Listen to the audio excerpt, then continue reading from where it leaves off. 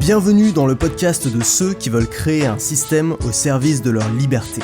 Je partage avec toi des idées pour vivre de ce qui te passionne, des conseils pour simplifier ton quotidien, être plus efficace et accomplir davantage, des opinions pour penser différemment, sortir du moule et vivre selon ses propres termes. Le podcast est disponible sur toutes les plateformes, pense à t'abonner pour ne rien rater. Bonjour, bienvenue dans Déchaîner, le podcast qui t'aide à briser tes chaînes en travaillant sur toi-même. Alors où est-ce qu'on est ? On est en train de randonner dans le parc national des Cévennes, en Ardèche. Je suis avec mon chien et je te parle via mon téléphone qui est à l'oreille tout simplement. Et je suis en train de retrouver mon van là, je suis en train de rentrer pour retrouver mon van, il est à peu près à 2-3 km. Et on est le matin, il est 9h, là c'est plutôt agréable, il y a un beau soleil. Et justement, je voulais te parler de ce van. Ça va pas forcément intéresser tout le monde, si ça t'intéresse pas, tu quittes ce podcast, puis on reviendra sur le sujet classique demain. Mais ce van, je pense que ça peut intéresser pas mal de gens, cette histoire, parce que si tu me suis, c'est probablement que t'es intéressé par la liberté, en tout cas la liberté individuelle, et que t'es un peu drogué au sentiment de liberté, et ce sentiment de liberté, il y a plein de moyens de le générer. Un des moyens, c'est de se libérer de ses possessions, ou de réduire ses possessions. Un autre moyen, c'est de réduire sa dépendance aux autres, par exemple en faisant un travail en indépendant, en étant autonome.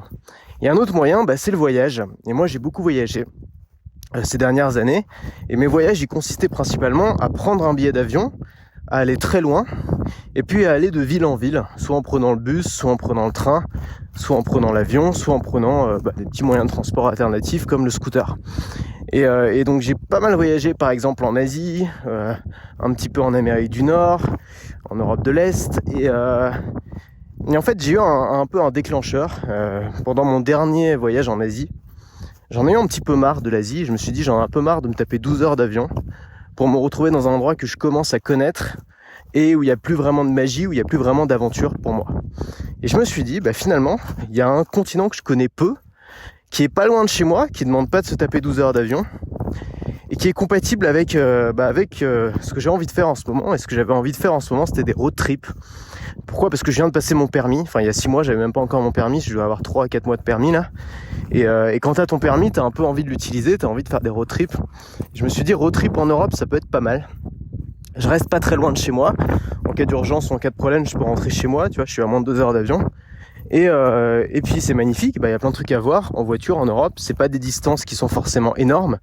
Donc tu passes pas non plus ta journée dans la voiture. Et je me suis dit, ça peut être assez cool.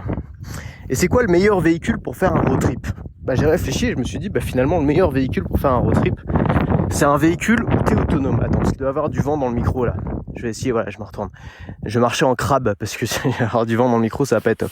C'est un véhicule où t'es autonome, c'est-à-dire un véhicule dans lequel tu peux travailler. Moi, c'était le premier critère, bizarrement, c'était de pouvoir travailler dans mon véhicule parce que quand tu dépends un petit peu des chambres d'hôtel, des transports que tu prends, tu peux pas forcément travailler partout. Tu vois, si tu veux enregistrer un podcast dans le train, c'est quand même pas génial.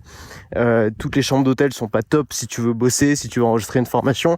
Il y a pas forcément, il peut y avoir du bruit et tout. Et je me suis dit, un petit salon avec une banquette sur laquelle tu peux travailler, avec une table qui te suit partout. C'était le premier critère. Le deuxième critère, c'était de pouvoir cuisiner, parce que moi, tu sais que j'aime bien manger un peu ce que je veux. Enfin, j'ai pas envie d'aller au resto tous les jours. Souvent, la bouffe dans les restos, tu vois, ça peut être bon, mais c'est quand même souvent un peu gras. C'est pas forcément des bons produits.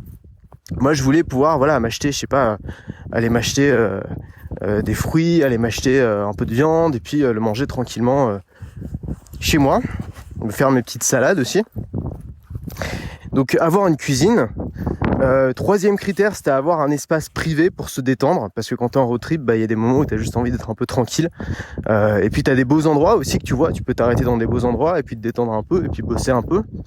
Et puis enfin, le dernier critère, c'était de pouvoir dormir dedans. Je me suis dit, quitte à avoir tout ça, autant pouvoir dormir dedans aussi, parce que ça peut dépanner.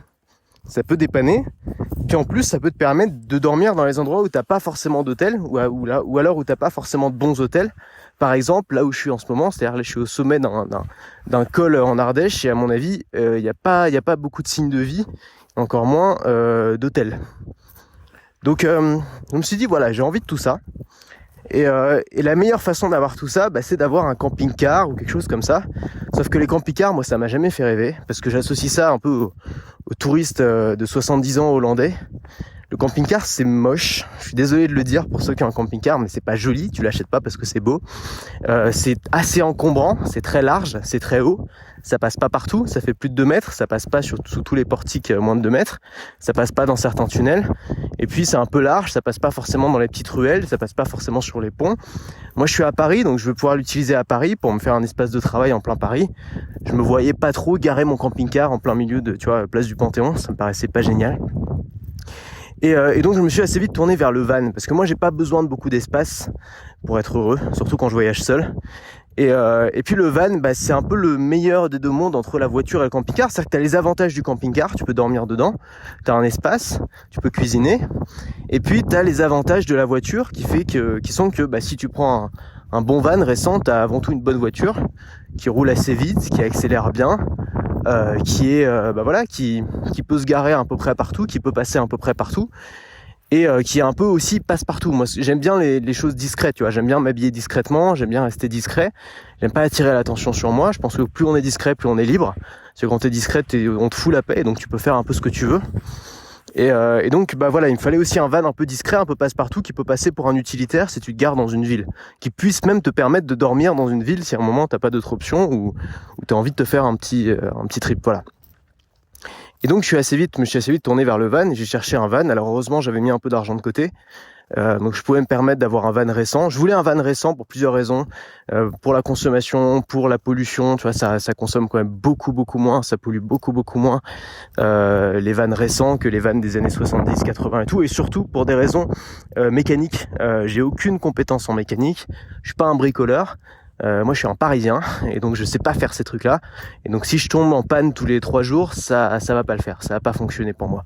Donc il me fallait un truc récent, fiable, efficace. Volkswagen, c'est une marque qui me plaît bien, et surtout Volkswagen, c'était une des seules à faire un van, un bon van de camping récent, fiable. Ça s'appelle le California, et donc j'en ai trouvé un de 2018 d'occasion qui était très bien, avec boîte automatique, 7 vitesses, 4 roues motrices qui te permettent donc d'aller un peu partout, de prendre les chemins de randonnée, etc. Et j'ai commencé à me former un peu là-dessus, comment on fait pour vivre en van, parce que mon objectif, moi j'aime bien vivre en voyageant, c'est-à-dire que je voyage pas juste pour vivre une expérience. Quand je voyage, j'aime bien exporter un peu mon mode de vie, et donc garder mon confort, garder mes habitudes, mais simplement le faire ailleurs. Et c'était ça aussi la promesse du van, c'était t'as ta maison qui te suit partout. T'as pas tous les problèmes que tu peux avoir dans les hôtels où tu sais pas à quoi t'attendre, tu sais pas sur quoi tu vas tomber, t'as pas ta propre nourriture, t'as pas tes propres lits, t'as pas tes propres oreillers, et tu te sens pas vraiment chez toi, quoi. Moi j'en avais un peu marre des hôtels, même les belles chambres d'hôtel, c'est-à-dire que moi j'ai aussi dormi, je suis essoufflé parce que je suis en pleine montée, mais j'ai dormi aussi bien au début dans mes voyages quand j'avais pas beaucoup d'argent, dans des petites chambres d'hôtel à 10 € la nuit, qui était tout à fait correct en Asie du Sud-Est. Et puis là ces dernières années dans des chambres d'hôtel somptueuses, avec piscine privée, enfin des trucs vraiment magnifiques. Et ce que je peux te dire, c'est que on s'en lasse extrêmement vite. C'est-à-dire qu'au début, t'es sous le charme, tu fais tes petites photos, t'es content, tu profites de chaque instant. Et puis au bout de 2-3 jours, t'es un peu blasé. Et tu continues à payer 200, 300, 400 € par nuit. Et pourtant, t'en profites pas autant que les premiers jours. T'es un peu blasé. On se blase de tout, on s'habitue à tout. Et moi, ce que j'aime bien, c'est être chez moi. Moi, je suis jamais blasé de chez moi. J'adore mon appart, il y a tout à sa place, il y a mes petites affaires, il y a mes animaux, je suis bien, je suis heureux. Et ça n'a pas besoin de me coûter 400 € la nuit. Et je me suis dit, tiens, si je peux avoir mon petit chez moi qui me suit partout, ça peut être assez cool. C'était ça aussi l'idée du van. C'était où que tu ailles, t'auras pas de mauvaise surprise. Par rapport à l'endroit où tu dors, tu vas être vraiment autonome. Et c'est ça aussi qui moi me plaît, et c'est pour ça que le van c'est vraiment un truc assez cool à tester pour les gens qui sont fanats de liberté. C'est que le sentiment de liberté est très très fort parce que tu choisis tout. Tu choisis vraiment tout, t'as plus aucune horaire à respecter, t'as pas de rendez-vous, t'as pas un train qui part à une heure précise, t'as pas un bus à ne pas rater, t'as pas un check-in où il faut arriver avant minuit, enfin tu fais vraiment comme tu veux. Et moi ça j'aime bien, surtout que j'en avais un petit peu marre aussi de prendre l'avion, non seulement pour les longues durées mais aussi pour l'ambiance un peu troupeau. Tu sais, quand tu prends l'avion, tu décides de rien, tu te laisses un peu porter par les événements, tu passes ton temps à faire la queue. Moi j'aime pas faire la queue, bon je pense un peu comme tout le monde, mais tu passes ton temps à faire la queue pour acheter les billets, pour faire le check-in, pour passer la sécurité, pour embarquer, ensuite il faut attendre que l'avion décolle, et en fait tu subis vraiment ton voyage quand t'es en avion, je trouve. tu subis à fond ton voyage. Et malheureusement, alors le train, t'as pas ces problèmes-là, mais ça commence à venir. Par exemple, j'ai pris l'Eurostar l'autre jour. Alors l'Eurostar, c'est un peu particulier, bien sûr, mais c'était exactement comme prendre l'avion. C'est-à-dire qu'il fallait arriver 3/4 d'heure à l'avance au moins. Dis pas. Attends, parce qu'elle a failli tomber là. Il fallait arriver 3/4 d'heure à l'avance. Il fallait faire une queue de malade pour passer la douane. Il fallait venir avec son passeport, ses machins. Enfin, tu vois, c'était super, super contraignant. Et j'avais vraiment l'impression de prendre l'avion. Tu sais, il y avait les portiques de sécurité, où il faut passer ton sac, où il y a les mecs qui te parlent mal. Il y avait tout comme dans l'avion. Je me suis dit, mais si le train, alors évidemment c'était l'Eurostar, c'est particulier, mais je pense qu'on va venir vers ça avec l'obsession qu'on a le délire complet qu'on a envers la sécurité aujourd'hui. On va forcément venir à ça. Et donc le seul moyen aujourd'hui qui reste pour vraiment voyager tranquillement, sans te faire emmerder, sans faire la queue, sans te faire traiter comme du bétail, c'est avoir son propre véhicule. C'est avoir sa petite maison, quoi, son petit van, sa petite maison sur roue. Et donc voilà, donc j'ai acheté mon van. Ça s'est fait très très vite, hein. J'ai pris la décision quasiment une semaine avant de l'acheter. Ça s'est fait très vite, moi quand j'ai une idée j'aime bien que ça aille vite. Donc ça s'est fait très vite. Au début j'ai pas mal galéré pour avoir l'autorisation de stationnement à Paris, c'est le stationnement résidentiel, sinon ça coûte une fortune. Pour avoir tous les papiers, tous les trucs, pour l'aménager. Alors, tu sais, pour aménager un van, une petite astuce, la seule vraie façon d'aménager son van correctement, c'est de partir avec, c'est de l'utiliser. C'est quasiment impossible de prévoir à l'avance précisément ce dont tu auras besoin. On peut se rendre compte que quand on voyage, c'est exactement comme voyager léger. Tu sais, moi j'ai une obsession pendant des années, c'est de voyager le plus léger possible. Et là, mon dernier voyage, j'étais vraiment au stade où j'avais un tout petit sac, un petit sac de ville, avec un ordinateur, enfin même pas un ordinateur, un iPad, un change, et puis un chargeur, et puis c'était à peu près tout en fait. Vraiment, je suis allé dans l'extrême à ce niveau-là, et ce que j'ai remarqué, c'est que ça s'est pas fait en une nuit. Il a fallu des années, il a fallu 3 ans. Mon premier voyage, je suis parti avec un énorme sac. Il m'a fallu 3 ans, des sacs de plus en plus petits, pour comprendre qu'en fait, on pouvait voyager avec 3 fois rien et que j'avais pas besoin de grand-chose. Mais ça, pour le savoir, il faut voyager. Il faut voyager, et c'est en voyageant que tu te rends compte ce dont tu as vraiment besoin et ce que tu utilises jamais, et ce que tu peux acheter sur place en cas de, voilà, toutes les choses qu'on prend au cas où. Très souvent en voyage, c'est des choses qu'on peut acheter sur place. Par exemple, je sais pas, un kawaii. Bon, si tu pars, qu'ils annoncent pas particulièrement de pluie, tu prends pas ton kawaii, puis s'il pleut, tu peux acheter des petits kawaii à 2 € en plastoc. C'est pas un problème, quoi. À moins d'aller faire un trek, si tu voyages en ville, c'est pas un vrai problème. Donc tous les trucs au cas où, je me suis rendu compte qu'est-ce qui était vraiment nécessaire, qu'est-ce qui l'était pas. Et donc j'ai appris à voyager léger avec ça. Et c'est exactement pareil pour le van. C'est-à-dire que là j'ai pris pas mal d'affaires. Il y a des choses qui vont manifestement me servir à rien. Il y a des choses qui me manquent, que je vais devoir ajouter à ma liste pour les prochains voyages. Et je sais que ça va prendre pas mal de temps, peut-être des mois, peut-être des années, avant d'avoir vraiment juste le matériel dont j'ai besoin. Alors ce qui est cool avec le van, bien sûr, c'est que tu peux prendre un peu plus de matos. Moi j'avais vraiment l'habitude de voyager avec presque rien. Et là je m'offre le luxe de prendre 7 changes, c'est de partir avec 7 t-shirts et pas de partir avec un t-shirt, parce que c'est pas un gros handicap quand t'es en van, quand t'as un van de 2 tonnes 5, d'avoir 7 t-shirts au lieu de 3, quoi. C'est pas ça qui va tellement l'alourdir. Attends, parce que là je suis en train de marcher dans la neige. Ouais, parce que tu sais, c'est encore un peu, il a fait encore un peu froid ces derniers jours, il reste un peu de neige, pas partout. D'ailleurs, je me suis embourbé dans la neige tout à l'heure, c'était une des premières leçons. C'était prends toujours une pelle et des cales pour pouvoir t'en sortir. Et puis roule pas dans la neige, c'est pas très malin, sans pneus neige ou sans chaîne.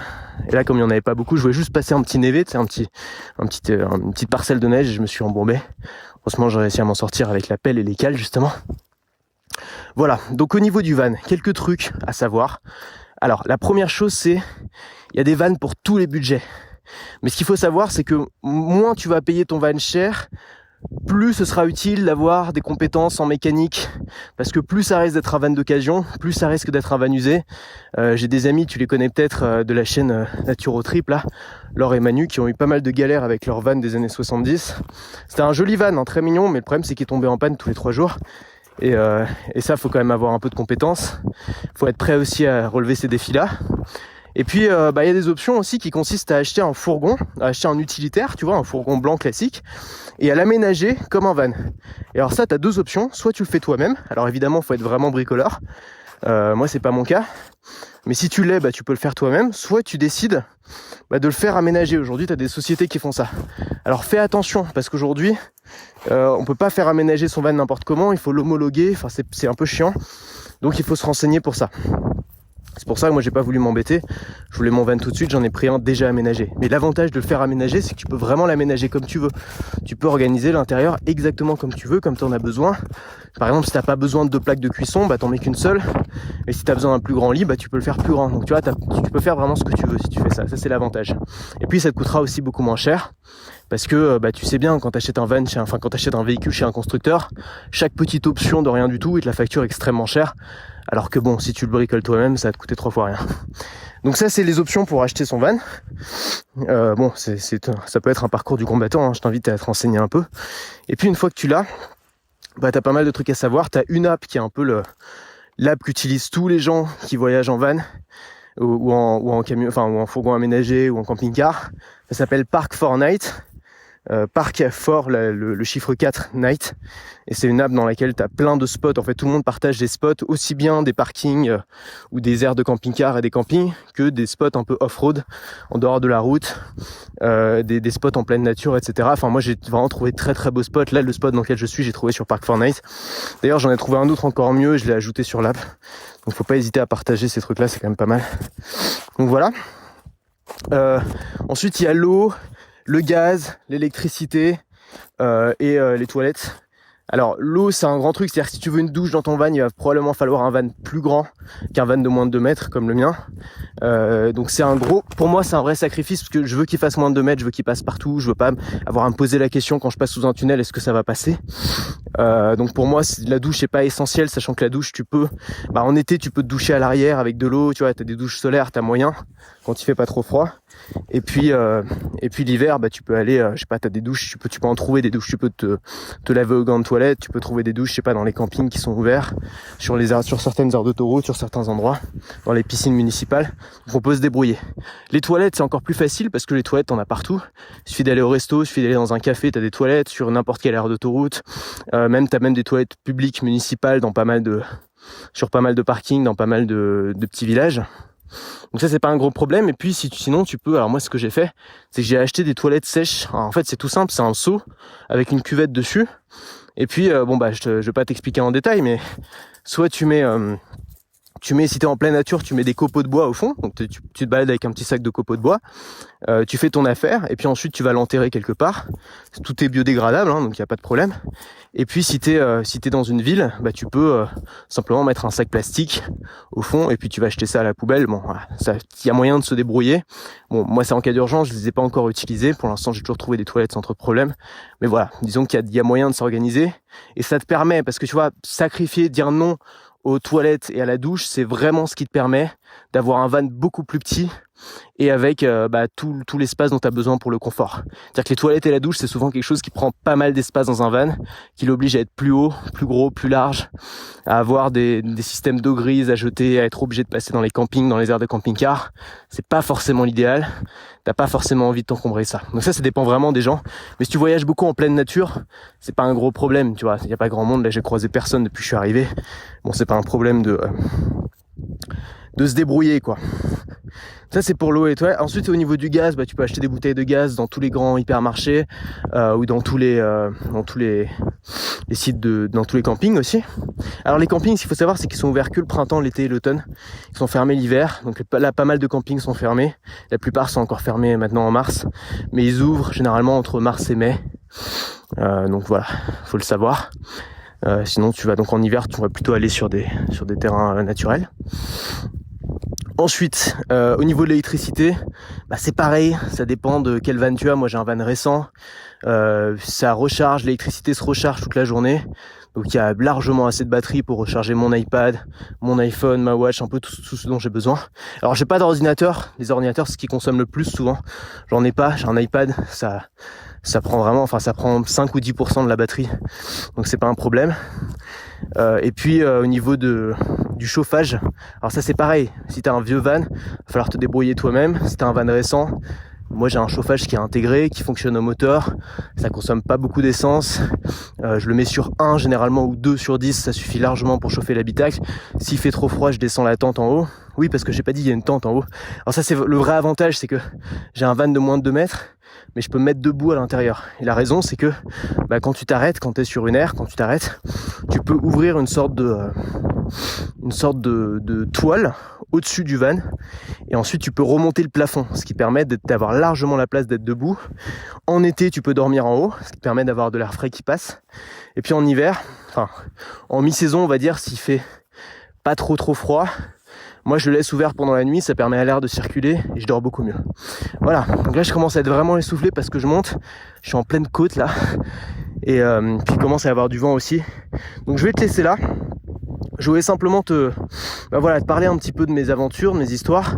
Ce qu'il faut bien comprendre aussi, c'est qu'il ne faut pas se laisser berner par tous ces gens sur Instagram qui partagent leurs magnifiques photos de van avec le hashtag vanlife, etc.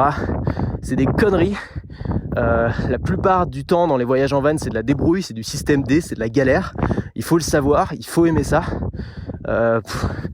Alors moi il y a des trucs que j'aime bien, des trucs que j'aime pas. Toute galère mécanique ça me pose vraiment problème parce que c'est pas mon domaine de compétence. Après les petites galères du quotidien, tu sais pas où dormir, tu t'es embourbé quelque part, tu sais pas où aller, tu t'es perdu. C'est des galères qui moi me dérangent pas de gérer. Ça me rappelle un peu les scouts que j'ai fait quand j'étais petit. Voilà, pour moi c'est pas un problème ça. Enfin j'aime même bien ça, tu vois quand t'as pas mal voyagé dans les hôtels de luxe, ça te fait du bien un peu de retourner à des voyages plus normaux, c'est-à-dire des voyages avec des galères, avec des problèmes, avec des petits soucis que tu peux gérer toi-même aussi. C'est ça qui est bien, c'est que quand t'as une galère dans un hôtel ou où ton avion est en retard, t'as aucun contrôle dessus, tu subis vraiment ta galère. Alors que quand t'as une galère avec ton van, c'est toi qui décides, c'est toi qui gères, c'est toi qui as les commandes. Voilà. Moi j'aime bien avoir un petit peu, avec modération quand même, mais un petit peu de galère que je peux gérer, plutôt qu'avoir quasiment zéro galère, mais des galères sur lesquelles j'ai aucun contrôle et qui sont souvent très frustrantes. Voilà, on termine là-dessus, moi je te laisse. Il y a la formation de la semaine qui est en ligne, je vais te mettre le lien en description. Je vais pas t'en parler aujourd'hui, mais je l'ai lancée hier, c'est-à-dire j'ai mis tous les fichiers en ligne hier. Je pense qu'elle peut vraiment t'aider si aujourd'hui tu as le syndrome de l'imposteur, tu as du mal à créer du contenu, tu sais pas comment faire pour te démarquer par rapport à des experts qui sont là depuis 10 ans, qui sont là depuis 20 ans, qui malheureusement auront toujours plus d'avance que toi parce qu'ils ont plus d'expérience, plus d'ancienneté que toi. Je voudrais te montrer plein d'astuces, plein de techniques pour te démarquer complètement de ces gens-là, pour créer du contenu qui est meilleur que ces gens-là, pour vendre plus aussi que ces gens-là, pour avoir plus de clients, pour avoir plus d'audience, sans jouer leur rôle, sans essayer de les imiter, sans essayer de te faire passer pour un expert si tu l'es pas encore dans ta thématique. Donc tout est en ligne, je t'ai mis le lien en description. T'as un petit programme que j'ai affiché avec le contenu sur la page de commande de la formation. Et puis, nous, on se retrouve dans la formation si tu l'as pas encore suivi. Et on se retrouve bientôt dans le prochain podcast. Moi, je vais continuer ma randonnée. Je vais souffler un petit peu. Et puis, en redescendant, je vais essayer de me trouver un petit resto, une petite crêperie peut-être pour terminer mon petit déj. Parce que là, c'était un petit peu léger ce matin. Allez, ciao.